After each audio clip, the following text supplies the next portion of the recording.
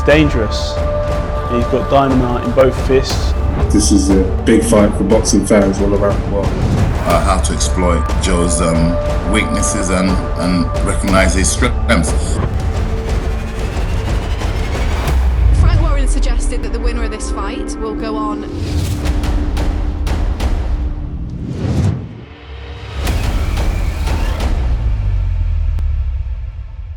Danny Flexen here for Seconds Out. Delighted to be joined by heavyweight Solomon Dacres. Is that how you pronounce your surname? I should have asked first. That's correct. All right, thank God for that.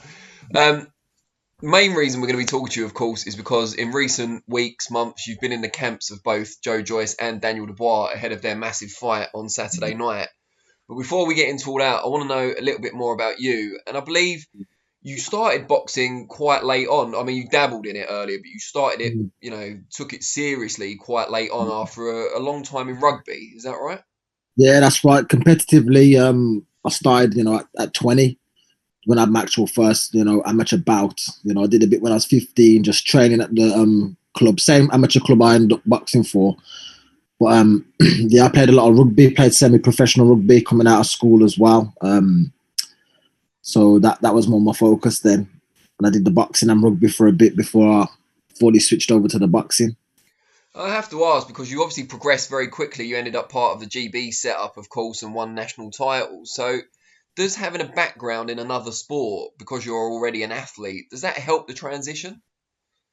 Yeah, it's going to help because you got that base, you're not being inactive, and I was training at a high level, and I've been training at a high level, for a lot of years, just being an elite athlete in general.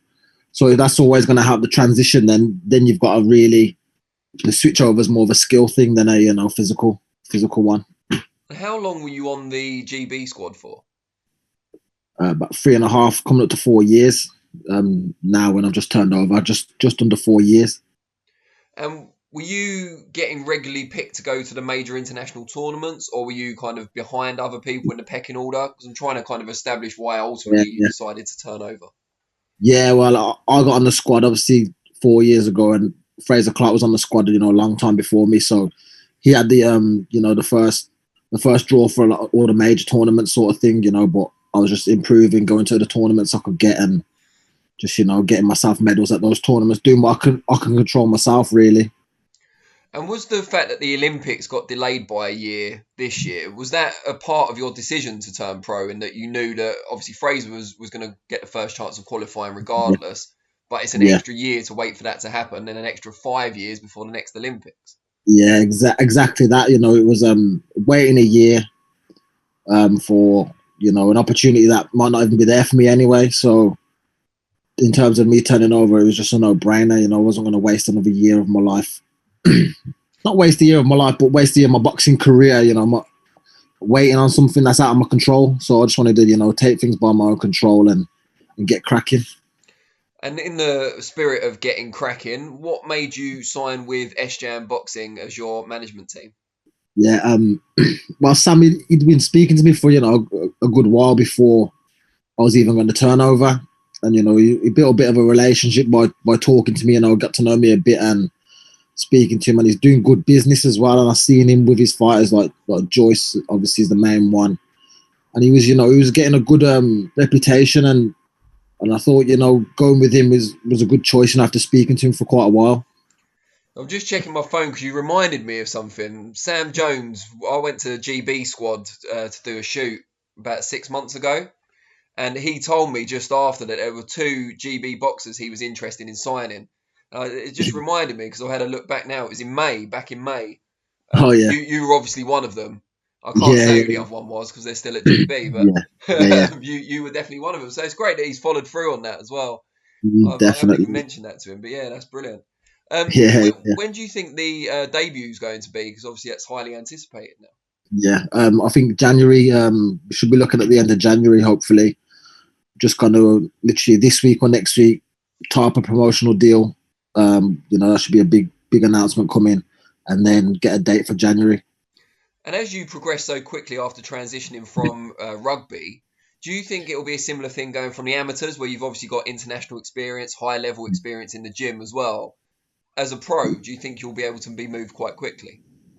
Yeah, I think you find, with a lot of the GB boxers, that international experience as an amateur has just puts you in a place where you can enter the pro ranks with a bit more seasoning, a bit more distinguished.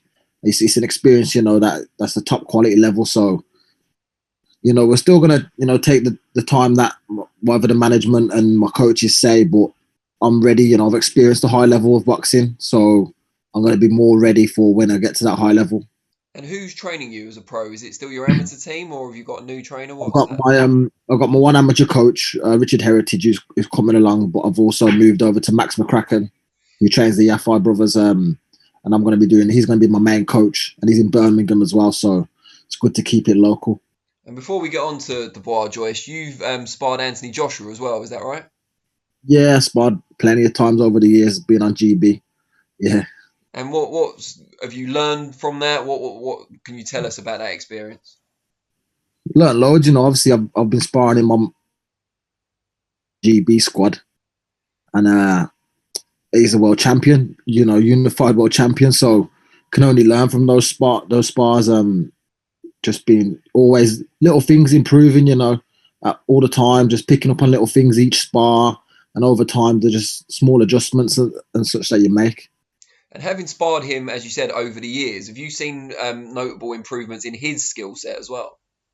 Yeah, definitely. You can see how he's adjusted and adapted as certain fights have gone on. And a big adjustment, obviously, after the first Ruiz fight to the second one.